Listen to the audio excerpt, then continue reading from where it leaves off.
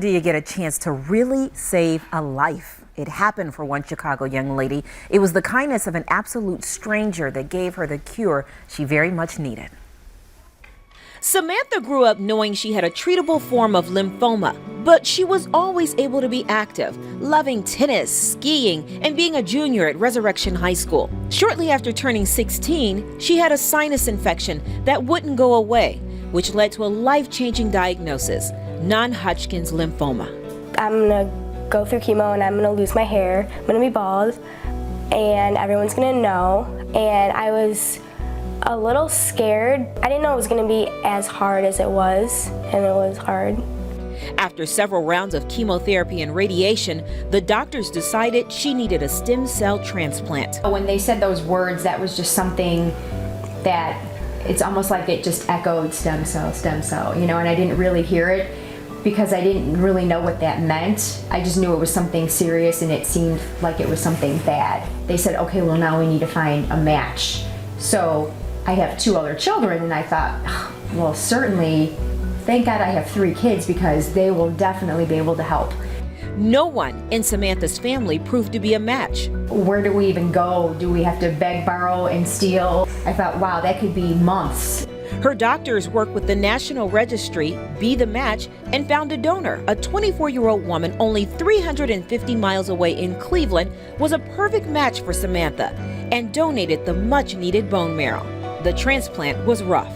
They would hit me with a lot of chemo and radiation. I had 6 rounds in 3 days. She got through it with tremendous support. All my friends cut their hair from me. They held up a picture with their hair and they're like, this is for you, Sam. So that was really awesome. Yeah, it was really nice, touching that all of them did that for me. Counting every day as a gift, rebuilding her immune system, she returned home just in time to celebrate her 17th birthday. Life has finally returned to normal. She's cancer-free, started college at Illinois State, and is studying to be a nurse. Wow. Please welcome cancer survivor Samantha Crump and her parents Michelle and Chad. Hi, Sam. Oh, Samantha. Hi, Samantha. Hi. Just an amazing story, and goodness. we're so happy that it has a happy ending and you're cancer-free. But take me back to when this first happened and what you were thinking and how frightening this must have been.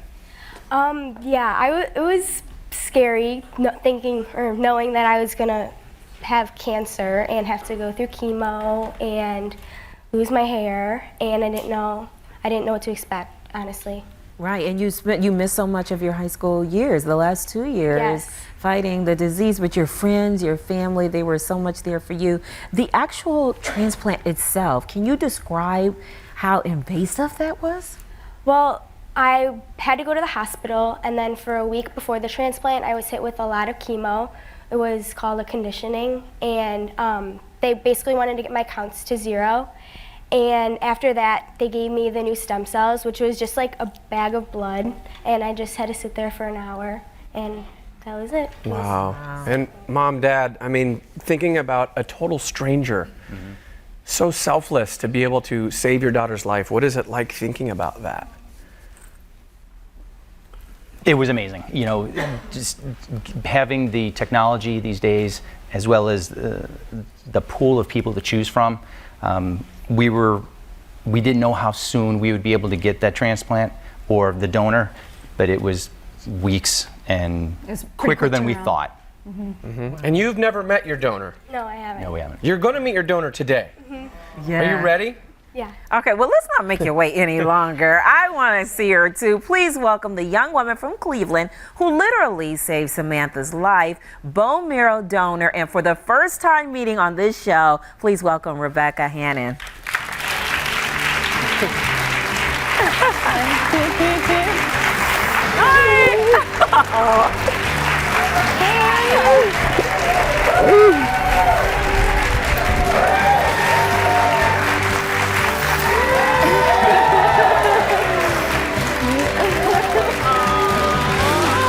Have a seat, have a seat.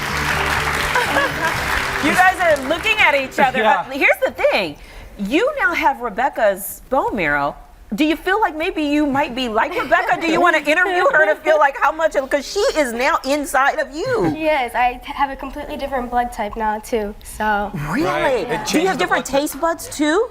Well, I lost all my taste buds, so, yeah. But I definitely have a different taste. I don't like certain things now, and I like certain things. Mm-hmm. And I'm allergic to things that I was never allergic to, so. Things that, Rebecca, you may be allergic to? Like what? Avocados make me really sick, salmon. I've never really liked avocados, so. See? You guys are alike. Rebecca, tell me what made you sign up for this program and to be able to donate to a complete stranger? Just the entire opportunity to be able to save somebody's life. Just if you're given that, why not? What was, I want to know for you, and I admire that because I think everybody should be a donor. I'm a donor too. But what I want to ask you, when you were actually getting ready to go do the procedure, if you had to describe it to folks who may be on the fence about why they should be a donor or not, what was it like for you? What was the procedure involved for you? I mean, the procedure was pretty quick. It was just one day in the hospital. You go in, you have to do a little bit of, blood test, health screening beforehand, but it's so simple just to get in, go through the procedure. I was out of the hospital the same day. Really? Mm-hmm. Okay. Samantha, if you could say one thing to Rebecca, what would it be? I don't even know. Thank you so much for everything, honestly. Just thank you. Thank you so much. You're so welcome. And you're studying to be a nurse. Yes. Did this experience inspire that dream a little bit more? Yes, definitely. I didn't know what I really wanted to be, something in the medical field, but after being in the hospital for all those months and being with all those nurses, I just realized that I want to do the same thing as them. Especially if I could be there for someone who went through exactly what I did, then that's what I want to do. Right, you're going to be able to help a lot of people out there. Well, we got to take a